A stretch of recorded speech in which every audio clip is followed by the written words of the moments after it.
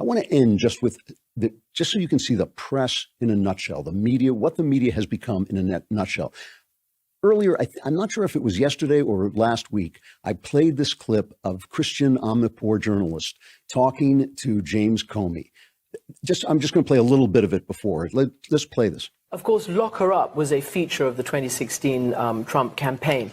Do you, in retrospect, wish that people like yourself, the head of the FBI, I mean, the people in charge of law and order, had shut down that language, that it was dangerous potentially, that it could have created violence, that it's kind of hate speech? Should that have been allowed? That's not a role for government to play.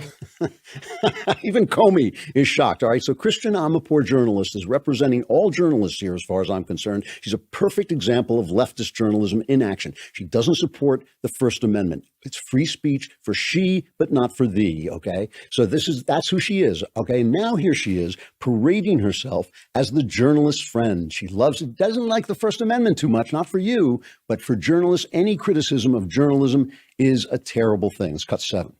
We are watching an era in which life for journalists becomes tougher and tougher, more and more dangerous. We are truth tellers, we're truth seekers, we go for the evidence and the facts. So we need the Committee to Protect Journalists to protect and to have our backs while we do that job. This whole notion of fake news, I don't know why it bothers me so much. It potentially can have a corrosive and destructive influence and effect on one of the most important pillars of our democracy and our freedom. So what do we do? Well, we keep doing our jobs. We rise to the challenge and we redouble our efforts to be as diligent as we possibly can.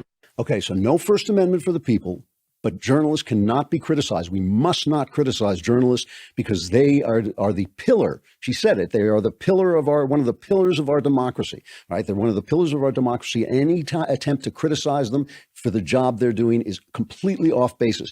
Here, courtesy of Newsbusters, once again, here is Christian Amanpour interviewing Jonathan Mahler of the New York Times, a former newspaper, after Mahler wrote a hit piece on Rupert Murdoch, saying what a horrible, horrible man he is. And Mahler is describing what the fact that Fox News doesn't think unbridled immigration, illegal immigration, is a good thing. And of course, you'll always notice they leave out the illegal. It's just immigration that Fox News is supposed to be against, which is completely untrue. So here is Christian Amanpour interviewing this guy.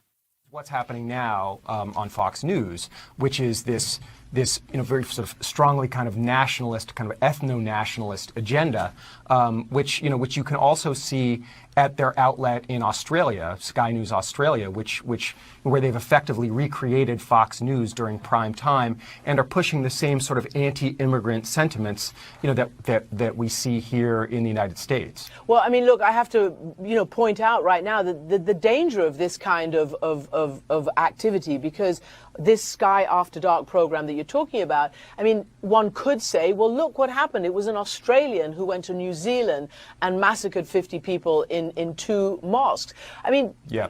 Do you see the actual tangible fallout of this policy and this politics?